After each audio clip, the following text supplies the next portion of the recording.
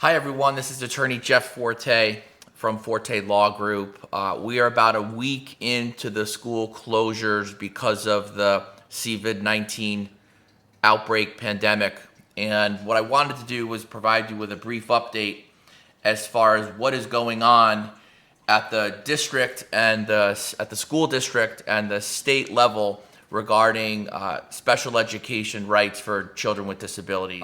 First, a couple disclaimers, right? This is not to be viewed as legal advice towards your individual child's needs. Also, as you could see, I'm video blogging this from my house, so please excuse, I'm sure you have it as well. Kids running around, dogs barking. It's still kind of early, so but you'll probably see some traffic in the background. So we're 1 week in to the school closures, and where are we with things across multiple districts?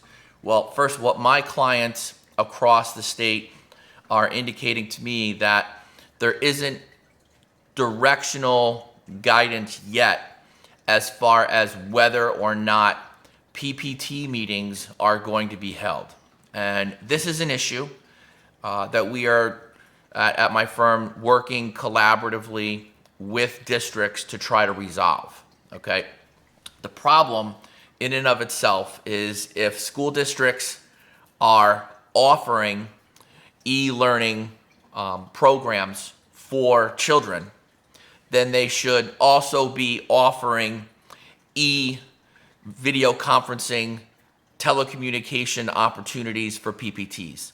It just does not make sense, right, to have video conferencing opportunities for our kids for education and not have the same process for adults to get on video PPT to discuss their child's needs through this video teleconferencing electronic program for our kids. So first and foremost, I understand that some of you are frustrated.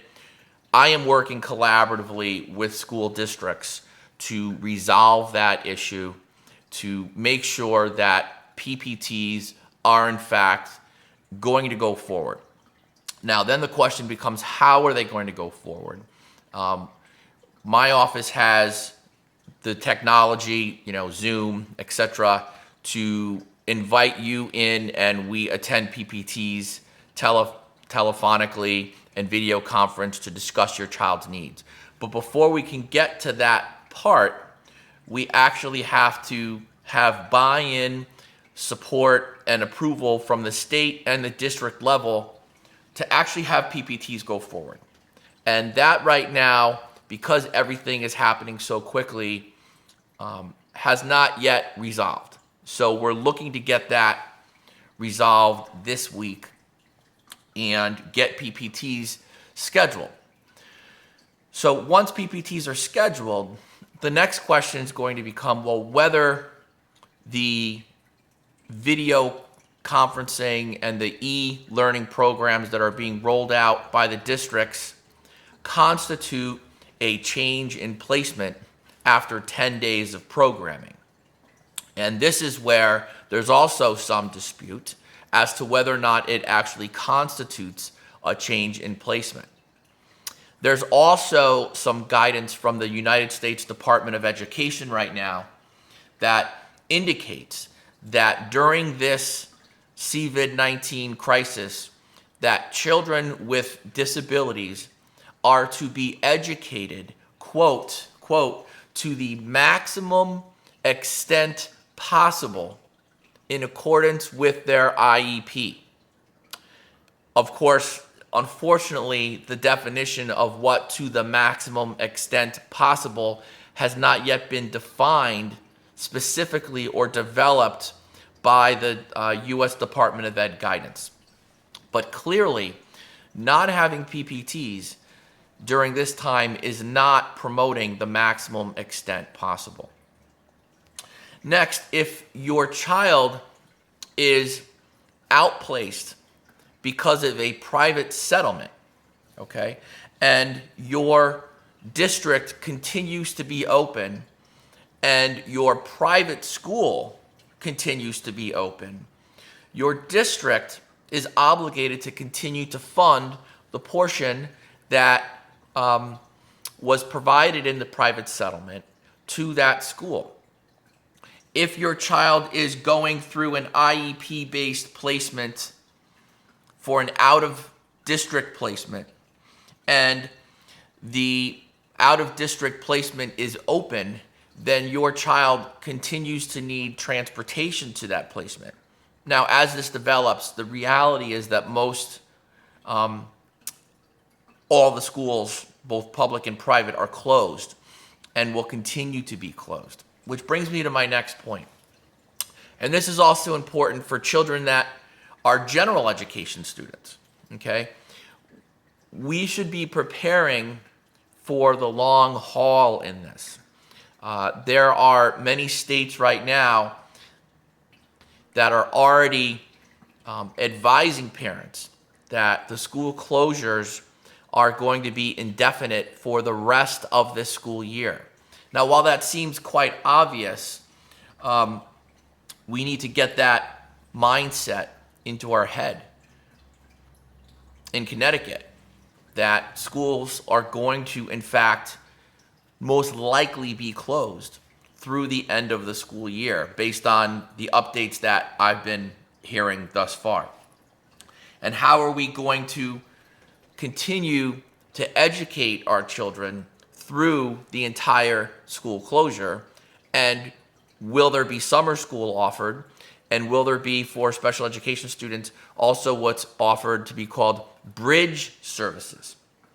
So during this time that your child is home and being educated through the various e-learning programs that are starting to roll out next week, district by district, it's very important that you keep track of your child's progress during this time. It's important to do a daily data sheet log. You could even video record your child being given instruction as well as then implementing and executing on that academic instruction. Because if your child does not continue to progress, but instead regresses or stays status quo, you may arguably need to discuss this issue with your PPT team at a later date to ensure compensatory education service hours. Okay?